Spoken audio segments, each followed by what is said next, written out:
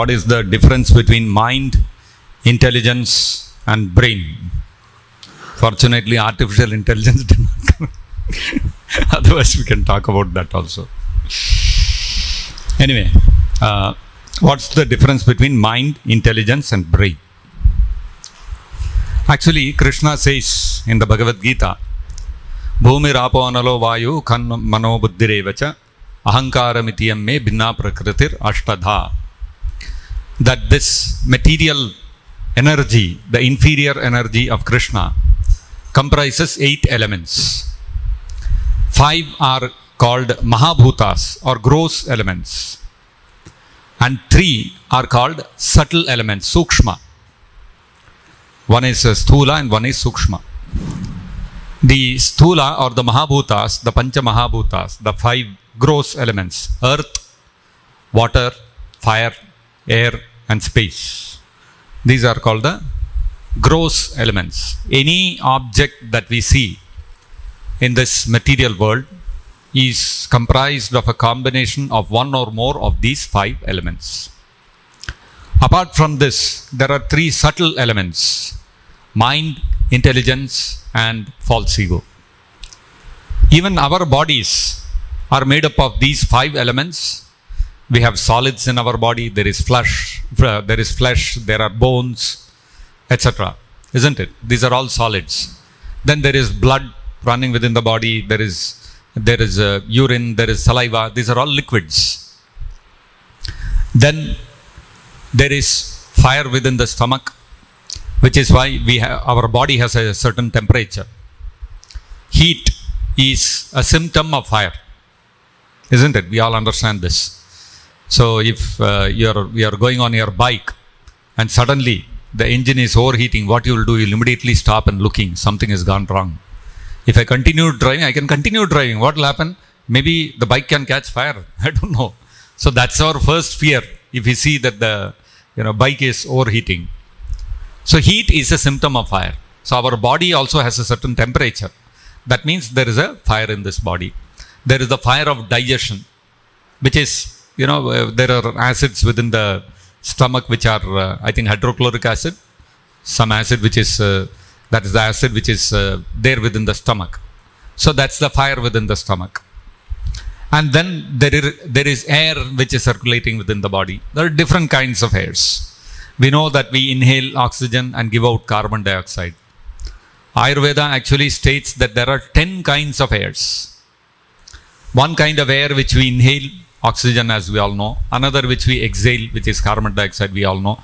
Apart from that, there are 8 other forms of air which are circulating within this body. Maybe medical science may discover in the future. There is one kind of air which is responsible for our eyelids to close and open.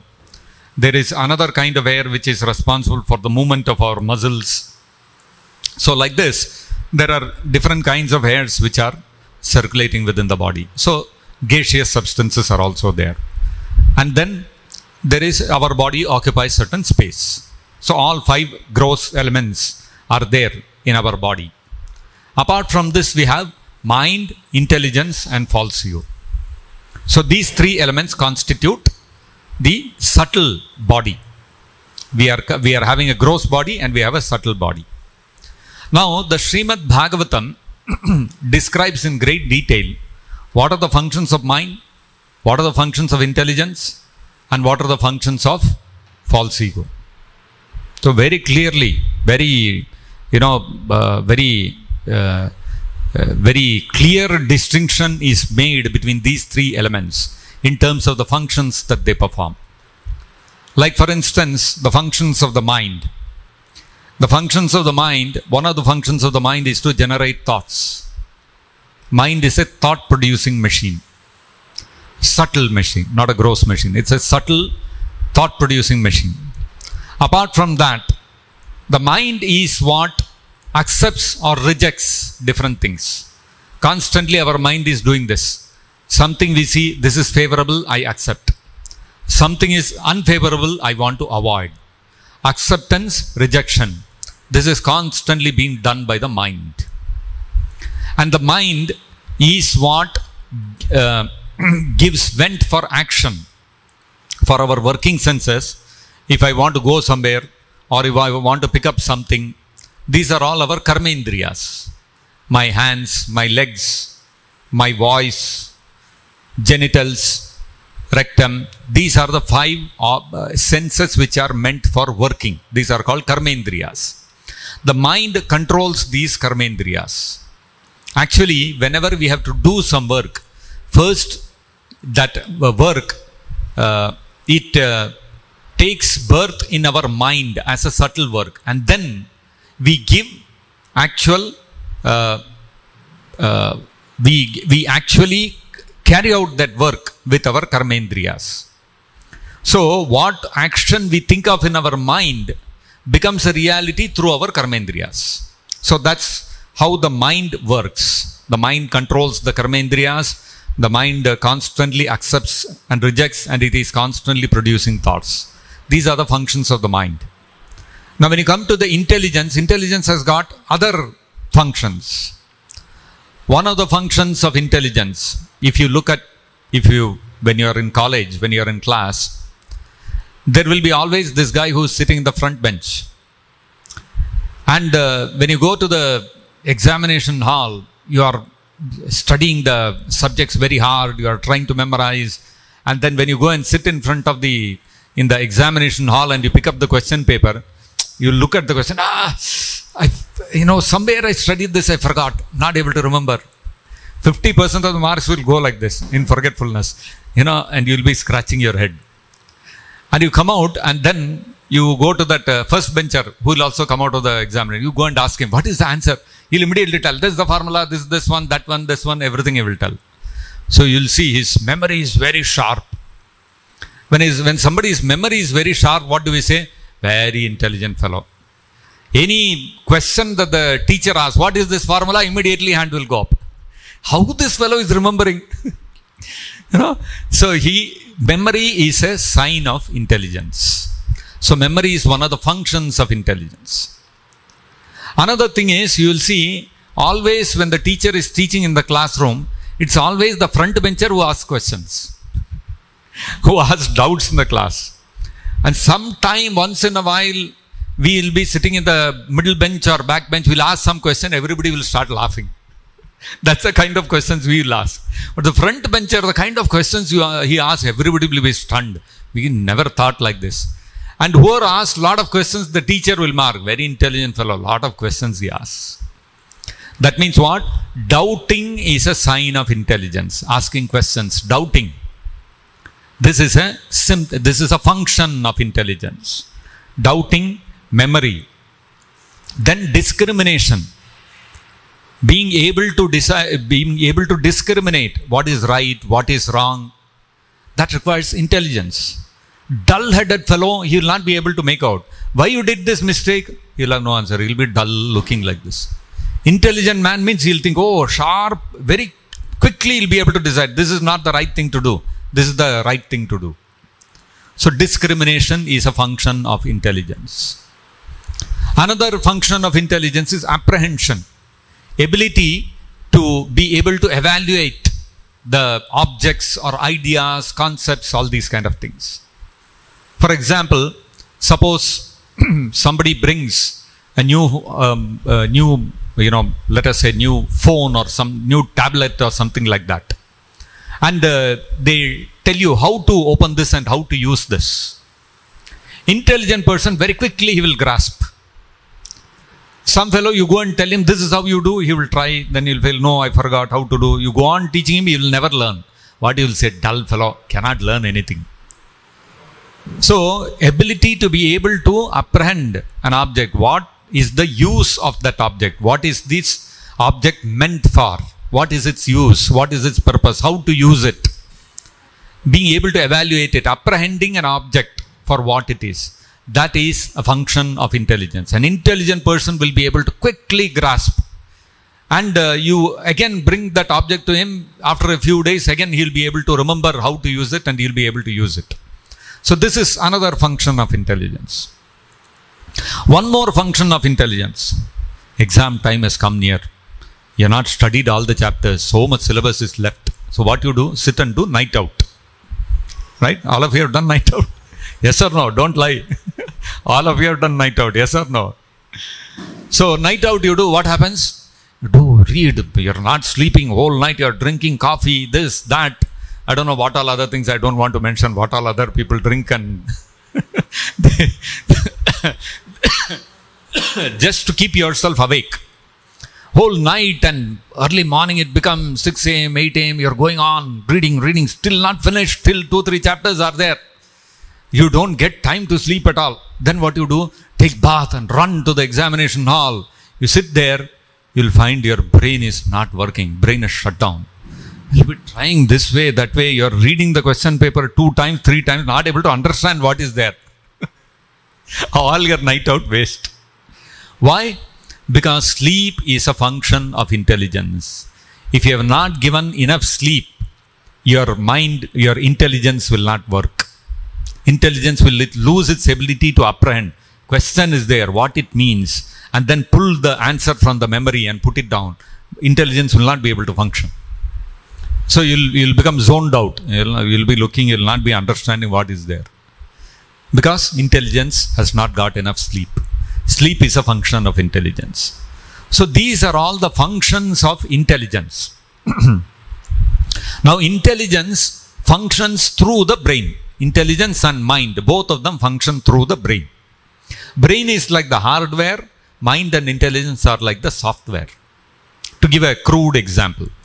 So the subtle elements, mind and intelligence, you cannot capture them. You cannot identify where in the head or in the heart or in the body, where is mind, where is intelligence. You cannot figure out. You can go to the hospital and cut up a body, dissect it and remove the whole thing. You can pick out the intestines, you can pick out the lungs, kidneys, heart, brain, everything you can pull out. Mind and intelligence you cannot trace out. Why? Because it is not made of this gross elements. What are the gross elements made of? Earth, water, fire, air and space. Mind and intelligence don't need space. You cannot find out where it is in the body. Something which does not occupy space, how will you identify where it is? If you say something is here in this point of space, that means it is occupying space. It becomes a sthula object. It becomes a gross object. It has to be comprised of earth, water, fire, air and space. Mind and intelligence are not made up of these 5 elements. So therefore it doesn't occupy space. It is not made up of earth or water or any of these things. So you cannot see it. You cannot capture it. That is why mind and intelligence will never be able to figure out where it is. It is there, everybody knows. Everybody knows that everybody has a mind and intelligence. But if you ask where is it, you cannot identify. Modern scientists, they are thinking somewhere in the brain it is there. But fact is, they have identified different cortexes of the brain, right? The left lobe, the right lobe, and there is the hypothalamus and what all. So many different parts of the brain they have identified. And they know when a person has to, some sort of feeling, he is, the right limb, right hand he wants to raise, which part of the brain is actually acting. They figured out all that. Suppose somebody feels very angry, which part of the brain is, sending out all those signals. They figured out all that. So they figured out which part of the brain is functioning in which way. So they are thinking somewhere in the brain there is mind and intelligence. Now if I tell you there are people who have no brain. No, I'm not joking. Reality, physically they don't have a brain, but they are functioning normally. Will you believe? But it's a reality. It's a condition, medical condition. I forget the name. There is a certain condition where what happens is, there is a cranial fluid in which the brain is floating. We all know that, right? In some people, the condition, very rare condition, but there are such people. And not 1 or 2 people. These people, today in the world, if you go, you'll be able to figure out a few hundred people who are there like this. The cranial fluid, when they are children, when they are infants, when they are born, the cranial fluid fills up the space in the head. It's some condition, it's a medical condition. And because of that, the brain is not able to grow. So these people, eventually when they grow up, their head will be filled with this cranial fluid. There will be no brain. In fact, in the US, I think it was in the US or Europe, I don't remember exactly where. I think it was US. Few years back, maybe 10, 20 years back, there was a guy about 35, 40 years old. He had passed out of college. He had got a job. He was working in a normal industry. Not a very bright fellow or something like that. Average guy, normal guy. And he had a wife, had children. 1 or 2 children were also there. Normal life he was leading. One day some medical problem happened. He went to the hospital. So hospital, they said they did some tests and all that, and they said we have to take a scan. They took a scan. When they took a scan of the brain. There is no brain. No brain. IQ, average IQ, able to function normally in the world. He is having a job. He is having a family. He is having good, proper communication with them, proper relationships. Absolutely no issues. No, he did not even know that he has this condition. Nobody knew until they did a scan and figured this out. That he is one of these people who has these conditions. So the brain, all those lobes, the different, right lobe, left lobe, the hypothalamus, none of these things are there, functioning normally. How? Hardware, there is some problem, but software is still working. That means mind and intelligence are not in the brain. You cannot have a higher proof than this. Fact is, one is if it was in the brain, by now we should have found out where is the mind and intelligence. But we have not been able to find out. The mistake that scientists are doing is thinking that mind and intelligence must be made up of one or more of these 5 gross elements: earth, water, fire, air, and space. Somewhere, some space it must be occupying.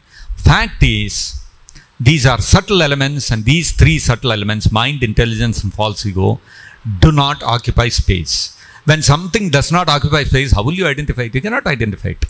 You can only identify it by its symptoms. So by its symptoms, you can know something exists. So because of the symptoms, we all know everybody has mind and intelligence. Isn't it? That's why we are able to think. We are able to function. We are able to write exams. We have an IQ. So when you measure an IQ, it is a measure of one kind of intelligence. So you can measure intelligence. What are you doing? You are not taking a weighing scale and measuring. You are doing some tests, and based on that you can guess, okay, this person has this kind of intelligence. That means you can only guess, you can estimate by the symptoms. When you pass a test, you are going through, you are looking at the symptoms of how this person responds to this test. Based on that, you are identifying what level of intelligence this person has. So mind and intelligence, only by the symptoms we can identify that it exists. Otherwise, you cannot measure it, you cannot capture it, you cannot identify some place where it is occupying. Because it doesn't need space to exist. This is the reality. So, brain is just forms it is a medium for the mind and intelligence to act, to be able to send out the signals to the rest of the body. So the brain is like, you can say, it is the intermediary between the subtle body and the gross body.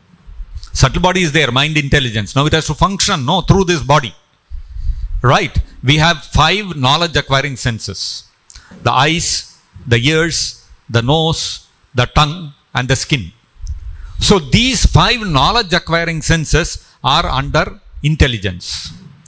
So it is through these knowledge acquiring senses that we acquire knowledge about the world around us. Look at some object, then we understand, okay, this is a pen, this is a camera, this is something else. We hear some noise. Oh, some bursting sound is there. People are bursting firecrackers. Oh, Diwali, people are celebrating. By sound, we can get knowledge. Some object is there, some food object is there, whether it is sweet or it is pungent, it is spicy, it is sour, bitter. How do you know? Put it on the tongue, immediately, oh, this is very nice sweet. So you get knowledge about the world around us through these knowledge acquiring senses, which are working under the intelligence. So intelligence, now for it to control these 5 knowledge acquiring senses, 5 knowledge acquiring senses like eyes, ears, these are all made with the Sthula Sharira. It is all part of the gross body, right? All the eyes, ears, nose, they are all made up of earth, water, fire, air and space. So now mind, intelligence, they are existing separately. Now intelligence has to control, it is a subtle machine and it has to control these gross objects, gross senses. How will it do? For that, we have a, like in the computer, we have a display, right? Interactive display. So that display is the medium through which you are able to function, you are able to draw out certain functions with the computer. Otherwise, computer will sit there. You take a keyboard and start typing in, and then you look at the screen, some inputs which are coming out from the computer. That's how you are able to interact with the machine. So similarly, for the intelligence to interact with the gross senses, the knowledge acquiring senses, the brain becomes the medium. It becomes the, like the interactive screen through which you are able to interact with the machine. Similarly, just trying to give a crude analogy so that we can understand how these things function. Now, when we are on this topic, what happens is, what is artificial intelligence? So nowadays we are talking a lot about it, especially after ChatGPT. People are all telling, yes, now science, we are almost close. We'll, soon be able to replicate life itself. That's all the kind of things that we will create sentient intelligence in the future and all those things. Actually, what they have done is, they have replicated, they have mimicked one function of intelligence. One or maybe two functions of intelligence. What are the functions of intelligence? 5 functions are there, right? Sleep, memory, discrimination, and apprehension. So like this, we have 5 functions of intelligence. Now what they have done in ChatGPT, what happens? They have mimicked the memory, maybe on a bigger scale than human memory, no problem. But the memory aspect, you type a question into ChatGPT, it'll like crawled and captured all the information, and it'll immediately pull it out from that and throw up the answer. So what is it doing? Memory. It is mimicking our memory function. If you put me a question, what I will do, I will also pull from my memory and give it to you. If in my memory that input has not gone in, I will not be able to answer you. Same thing with ChatGPT also. Up to 2022, whatever information is there, any question you ask, it will give. Beyond that, you ask some question, you will get only garbled messages. You will get only garbage. You will not get anything. Whatever information you are given, it will pull out and give. So what is it doing? It is mimicking the function of memory. So one aspect of intelligence only is covered.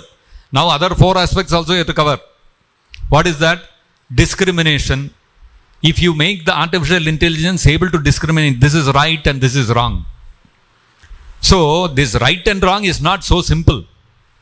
One professor in some university in the US, he teaches morality and ethics. So he was giving an example how ethics and morality, these are all, very fine discrimination is needed. He gave an example. Suppose there is a mine. In mines they have these trolleys through which people move. So suppose you are going in that trolley, in that you are traveling in that trolley, and the trolley suddenly you realize that there is no brake. The brake has failed. Okay. So brake has failed. Now, when the brake has failed and you are going in that car, you don't have the car is not in your control, and you find that there are 4 or 5 people who are working on that track, down the track, and they are not aware that this car is coming, and it is coming at great speed. So now you have 2 options before you. So what is the 2 options? One is that you can, that if some object falls on the track, then what will happen? The trolley will come to a stop. And let us say there are 5 people sitting in the trolley, and there is one man who is working on the track. So is it all right? Is it moral and ethical that we sacrifice that one man who is standing on that track and let this trolley go and hit him, and then it will come to a stop, so 5 people will be saved. Sacrifice one man, save 5 people. So is it moral and ethical to do it? So big question. Half the people will say, he asked a big, gathering of the students. Half the students were saying it is all right. 5 people are saved, 1 person dies, no problem. Another half is saying, no, how can you sacrifice that 1 person, without his volition? If he agrees to sacrifice himself, it's a different issue. So it becomes so difficult. So it's not easy. Now imagine if a machine has to have that kind of fine intelligence, and these kind of situations when they happen in life, it's not that you have trained yourself to address these kind of problems. Moral problems when you have to face in life, you don't have prior training how to handle that. They just happen, and then you have to take a decision on the spot. Now, artificial intelligence should be able to have that kind of discriminatory capability. You can program into artificial intelligence. If you ask this question, this is right, this is wrong, according to your perception of what is right or wrong. Another person comes, he will have a different perception. Somebody will say Hamas is right, somebody will say Israel is right. So now if an Israeli is, he's programming artificial intelligence to say what is right, and yes, he will program it to answer in such a way that if you ask that artificial intelligence, is Israel correct or Palestine correct, it will say Israel is correct. Now if a Palestinian has coded it, then he will give an opposite answer. So you see how complicated it is. So discrimination is not very easy to be able to program like that. So, and you look at the machine, artificial intelligence, it will behave the way it is programmed.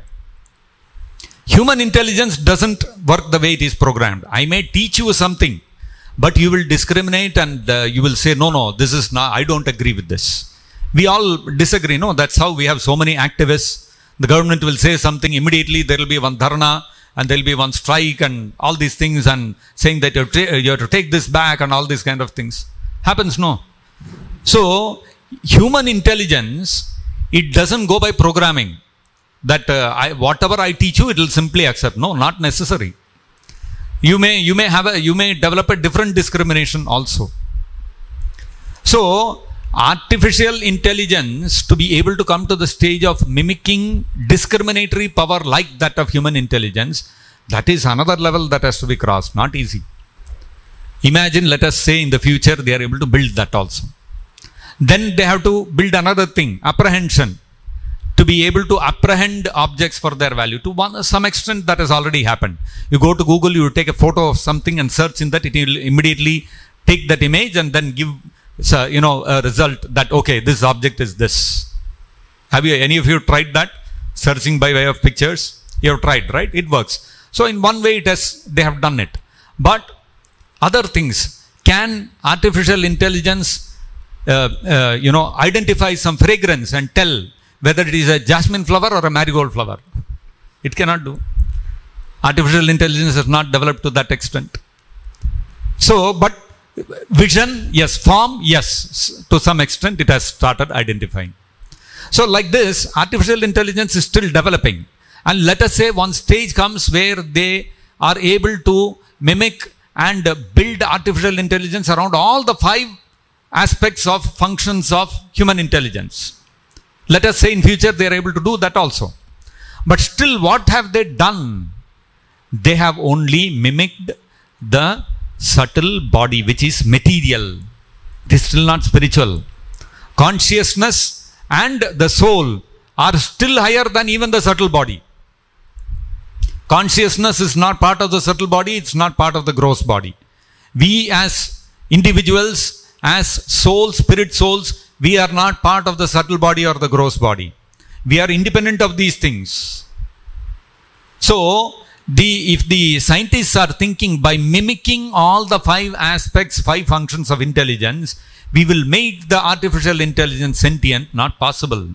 Because being sentient, the ability to sense and be aware and to be conscious is not a function of either the subtle body or the gross body.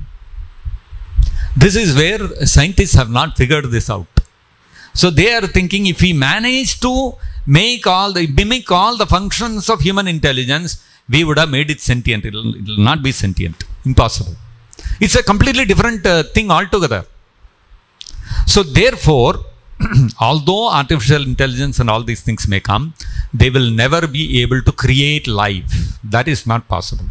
Because life itself, which is a symptom of the existence of the soul and consciousness, is not made up of any of these 8 elements. Artificial intelligence, even if you create, it's only one of the subtle elements. So therefore, we have to understand that although science and technology may advance, artificial intelligence may advance further, they may be able to, make sensors which can sense, identify different kinds of fragrances, tastes. They may be able to do all these things and incorporate this into artificial intelligence and create a robot, a humanoid, which looks exactly like a human being and functions exactly. It can taste the food and tell you whether it is sweet or kara or what it is, too much salt, too much sweet, everything. All that you can function, you can mimic. But awareness, you cannot mimic. Because awareness is part of the consciousness. Awareness means what? Artificial intelligence may throw you up that this is fragrance of a jasmine. But when you smell a jasmine, you feel, an experience of happiness. And then if there is some gutter and there is some, bad smell coming out of that, some garbage bin is there, and you feel, revulsion. What is this stink? Now, that sensor which you have created, which can sense the different kind of fragrances and stinking smell and all these kind of things, that sensor is not experiencing that smell. It can tell you whether it is a good fragrance of a jasmine flower or it is the stink coming from a garbage. That much it can tell you. Like for instance, you go to Google and you put a picture of a beautiful jasmine flower, take a picture of that and put it on Google, it will immediately give you all the information from Wikipedia. What is this jasmine? What is its biological name? What species it is? Everything it will give. So when you put it into that Google, the picture of jasmine flower, is it appreciating? Beautiful flower. Is it appreciating? There is no appreciation. Only what information. Okay, this is jasmine. It will give. That's all. Information it will give. Why? Because that awareness, to be able to experience that sense object of form, taste, sound, smell, touch, to experience that you need consciousness. And consciousness is not part of any of these gross and subtle elements. The mistake what happens is we think the consciousness is also one of these elements. And therefore we think if we develop artificial intelligence, we'll be able to make a sentient robot we can make. We cannot make any sentient object. It's not possible. That's the reality. So, advancement in, science and technology, that's okay. That, the different functions of the human body, science is already mimicking in different ways to improve. Like for instance, if I want to see some object, seeing some form, right? There is a certain distance up to which I can see. Beyond that I cannot see. Now you take a high resolution camera with a big telescope and all that, you can take pictures of objects which are far away, which my eye cannot see. And then you can take that and zoom it and see, oh, this thing I didn't see. You can have very high resolution cameras, great fine detail you can see. So that means the camera is mimicking the function of your eye at a far better resolution and great and much better, with much better clarity than your eye can do. Eye is also one kind of camera only, right? So you can create, like for instance, hearing. My ears are there. I can hear certain wavelengths of sound. I can hear. Beyond that, beyond certain wavelengths, I cannot hear. Right? There are some very high frequency I cannot hear. Very low frequency I cannot hear. But a dog's ear can pick up very high frequency which a human ear cannot pick up. These kind of things are there. So you might create a sensor which can pick up very high frequencies which even a dog's ear cannot pick up. So sounds which my ear cannot pick up, or some very low frequency, somebody is whispering something. If you have a very strong, powerful mic, it will pick that up. So we have created objects which can mimic the function of our eyes, our ears and all these things at a much better level than our senses can actually do, isn't it? And this is aiding human civilization to do functions which we otherwise could not have done. Okay, fine. Similarly, even our intelligence also, you can mimic it, artificially create an intelligence which functions better than our intelligence. That's how artificial intelligence has a memory better than ours. The kind of amount of information it can store, we cannot store in our brain, in our intelligence. So, but that does not, you cannot replace individuals with that. You cannot replace me with a camera. You cannot replace me with a mic. You cannot replace me with artificial intelligence also. Because in all of these things, the missing thing is consciousness. The missing thing is awareness, which I have. So therefore, these material advancements in science and technology will never be able to produce a living being. They can mimic the functions of our subtle and gross bodies. Cameras, mics, these are all, but they can mimic the gross body functions nicely. Similarly, artificial intelligence mimics the subtle body function nicely. But that does not mean that it will become sentient and it will become an individual on its own. They make movies in Hollywood that, one computer, one Robocop was there. In my childhood, we used to see one Robocop, one cop dies, and then they make a robo and fit his brain into that. And when they charge it, suddenly he becomes sentient and he starts thinking like the old guy. And all this in movies, it can happen. In reality, it can never happen. You cannot create a sentient person out of these subtle and gross elements, because the person, the individual, is a spirit soul completely different from these 8 elements. And that is why Krishna says, he lists out these the 5 gross and the 3 subtle elements, lists out these 8 elements, and he says, Aparayam titastu anyam prakritim viddhi me param jiva bhutam yayedam dharyate jagat. So he says, above these 8 things,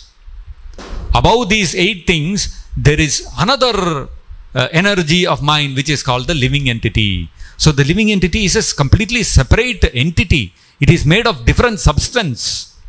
And consciousness is a characteristic, is a quality, is a possession of that living entity. It is not a function of any one of the elements which make up the gross and the subtle bodies. Therefore, no matter how much science and technology advances, it will never be able to create a living person. You can mimic the subtle and gross bodies. That much you can do. Maybe and create a, mimicking object which can perform certain functions much better than a human can do. Okay. Machines after all. Even this body is a machine. My eye, my nose, these are all part of the machine only. So machines always, you can excel, you can improve, you can make better machines. So, but that doesn't mean that you can create a living person. That's how we have to understand.